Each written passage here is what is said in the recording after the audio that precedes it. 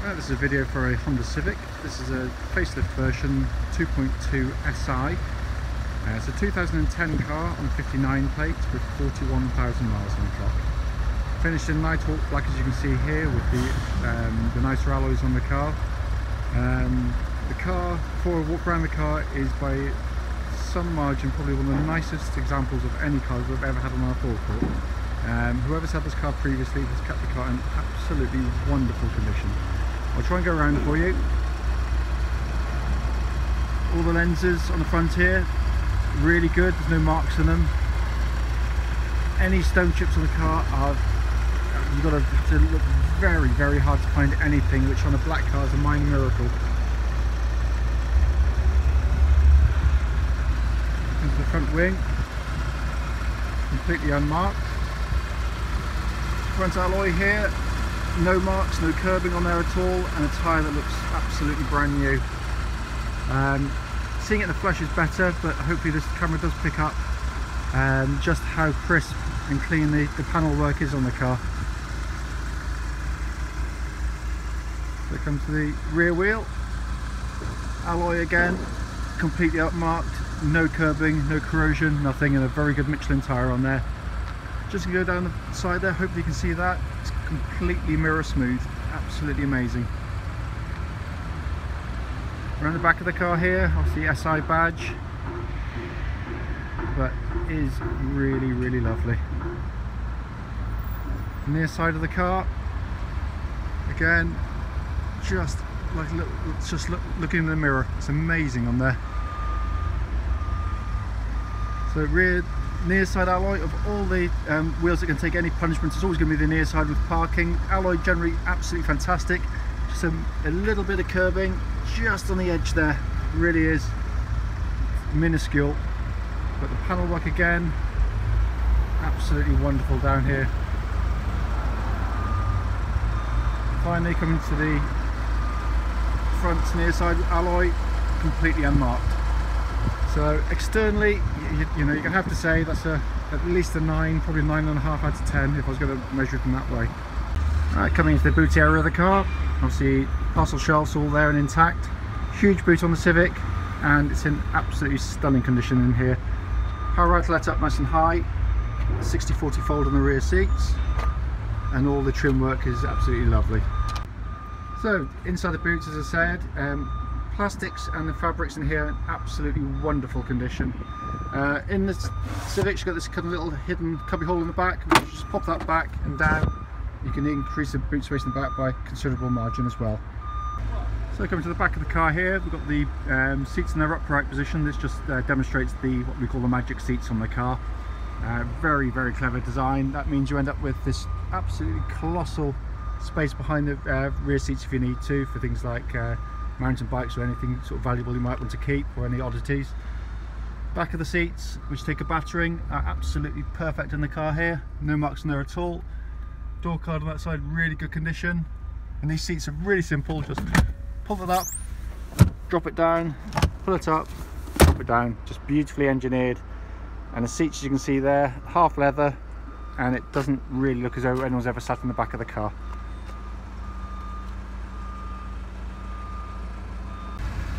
I come to the front of the car now. Door card on the driver's side, really lovely order. Try and sort of shadow that for you with the sun on it. All this little silver trim around the window switches, and really lovely order, which can occasionally sort of take a bit of a battering. But the seat, driver's seat, really lovely condition. All the bolsters are really good, as is the passenger seat there. It's absolutely fantastic condition in here. So inside the car with the engine running, just quickly to show you, obviously you've got the full owner's manual pack in here, and they've got the locking wheel nut there for the car, so it's all good and intact. Passenger door card there, as with the others, in really lovely condition. All the plastics in this Civic are in absolutely top condition. It really is. It matches the exterior of the car in terms of how well it's been looked after. Dashboard, as I've said before, say again, absolute work of art. Really, really lovely. Nice high up display there, and your rev counter just below. As you can see with the engine running, no warning lights at all on the car. Current mileage 41,766 miles. but realistically, I mean, this is the upgraded version. This is the later car, so they've used high quality plastics inside the car since the earlier versions, but it is in absolutely amazing condition. It really kind of needs to be seen to be appreciated. Just come over to the steering wheel. You've got the audio controls and information display controls on there, so it's all really nicely done. Coming under the engine bay of the car now, just to point out, the engine always sounds a lot noisier on the videos than it does in reality when you're here. It's very smooth, very quiet for a diesel, really nicely displayed and presented engine bay on the Hondas. Worth pointing out, the CTDi engine here that you see doesn't run any form of DPF filters, so none of that rubbish to worry about. And no cam belts either, as it's got a cam chain, so that's going to save a fortune on any big bills in the future. This is a video for a Honda Civic. It's a 2.2 diesel SI.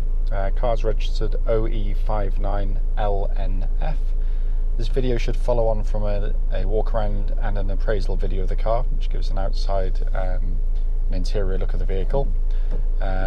Mileage on the car currently is 41,767 miles at the start of this test drive.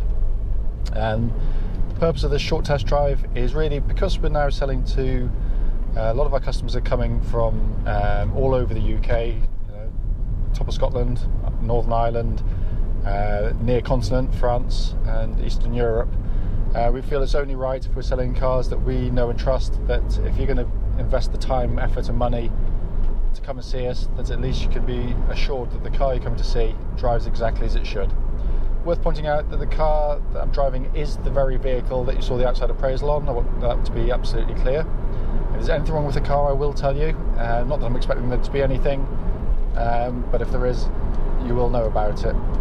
What I try and do is to do it in a form of order for you, if it's okay, and hopefully the order you'd expect to check over yourself when you came to see the car. Obviously the appraisal's kind of done the exterior and the interior look of the car. This is more about the drive. So starting with the engine, obviously, very smooth. This is the modified later version of the engine on the facelift car.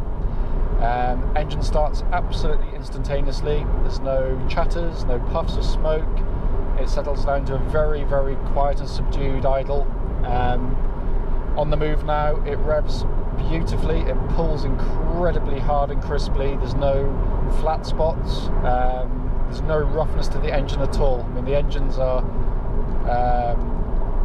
very highly regarded by all those that use them and work on them, not just reliability but the actual drive of the car. And this particular example, with just 41,000 miles on the clock, you'd expect it to be good and crisp, and that's exactly what it is. So the engine's wonderful. Obviously the engine then drives through the clutch and the transmission. Clutch on the car is lovely and light, really nice biting point on the clutch as well. The clutch actuation is squeak free, no clicks on the clutch pedal as you push it up or down. Putting my foot down hard in any gear results in just pure acceleration, not a hint of slip from the clutch. Again, these facelift versions had a modified clutch in them, so they were sort of less prone to sort of slip than the earlier models anyway. Gearbox itself, typical Honda, it's a work of art. It's just this lovely, slick, easy action. If I was to put foot down hard, then just got this lovely. It's a beautiful gear change. It really is. Every time you go for a gear, you find it. You're not left floundering around wondering what gear you should or shouldn't be in, and you just kind of let the linkage and the springing do the work for you, because it's a natural gate that the car operates through. Obviously 6-speed, so you really are encouraging very economical driving, but also very quick driving. People buy these diesels for a couple of reasons. One is clearly economy. You're looking at in excess of 50 to the gallon, very easily achieved. But the other thing is, this would blow away some hot hatches from a few years ago. It's a genuinely quick car. It's the smallest car they put this engine in, so it's quite a big car for a big engine for a small car, and that results in, ironically, very good economy, but also really good performance. Everything else in the car, as it says in the appraisal video, wonderful condition in here. The plastics are in lovely order. I love this dashboard. I think it's an absolute work of art. It's not a gimmick. It's exactly, I mean, it looks fantastic, and quite often that can be that it's, you know, just for looks and not purpose. In this case, you've got this lovely twin-tier dashboard or two-tier dashboard, and that gives you a really high up speedo readout, which is instantaneously assimilated. You know, you don't have to rock your head down. You just move your eyeball a fraction and you take that information in straight away. Below that, oh sorry, next to that, you've got on these versions now, you've got this little gear prompt, so it's a little green light that flashes to say change up if you want to encourage economical driving. To the right of it, you've got an econometer, and to the left, a little rev warning light, just to say that you're approaching the red line of the car. You know, as you'd see in like a race car or something similar. Main dashboard down further down on the binnacle here, we've got a really big crystal clear rev counter. You've got your temperature gauge to the left, fuel gauge to the right. It's all really lovely and bold and really easy to assimilate. Likewise, in the middle of the rev counter, you've got this information display system. If you press a button on the info button here, you can scroll through different readings, fuel economy gauges, how much fuel you've got left, and so forth. To the left, you've got your air conditioning controls. An absolute doddle to use, just so simple. But what it doesn't really show you is just how nicely engineered everything is to the touch. It's just got a really solid feel about it. Again, likewise with the radio, simple affair, works brilliantly, but it's just a really nice thing to use.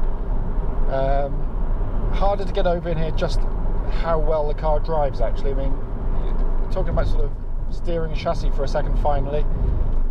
Steering, no wobbles. I cannot detect even a hint of wear in the steering system at all. And what I mean by that is sometimes on an older car, you can get things like a little bit of chatter from underneath the track rod ends or anti-roll bar links, but this exhibits nothing other than an utter solidity with the car. Lovely and direct, exactly as it was when it was new. Likewise, suspension, no strange noises from under the car, nothing that suggests that anything's wrong under the vehicle at all, not that I expected to again. Brake pedal, lovely solid instant brake pedal there. It's not squidgy, it's not over servoed, which I love. You know, I love about the car. It's got it exactly right. So just press the pedal, nice firm brake pedal on it. Looking at the dashboard for you now, no warning lights on the car. So there's nothing should concern anybody who's going to be travelling any distance to us. I can absolutely assure you that if anything happens, it's, you know, it would have to be pure bad luck. But clearly, you know, that just doesn't. You know, I'm not even going to entertain that thought, because everything on the car works exactly as it should. So the owner or owners of the car have kept the car in wonderful condition, but also kept it mechanically in top condition as well, because I simply can't fault it. As I said, it is just a brief test drive. It's just to hopefully give you that reassurance you may need if you're coming a distance. We know that there's garages out there that you know, are offering cars which aren't always quite as they seem or you'd expect when you finally get to them. But rest assured, this one's a really lovely example. If there's anything I've missed on this video or the previous video or in the text of the advert, do apologise. Just, you know, please give us a call and I'll be happy to answer any questions via email or by telephone.